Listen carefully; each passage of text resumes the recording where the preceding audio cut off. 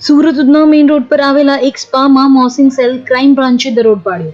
દરોડ પાડતા પોલીસે સ્પામાંથી 5 લલના અને એક ઇસમને પકડી પાડ્યા હતા. સ્પાની યાર્ડમાં કૂટણખાનું ચાલતું હોવાની માહિતી મોર્સિંગ સેલને મળી હતી.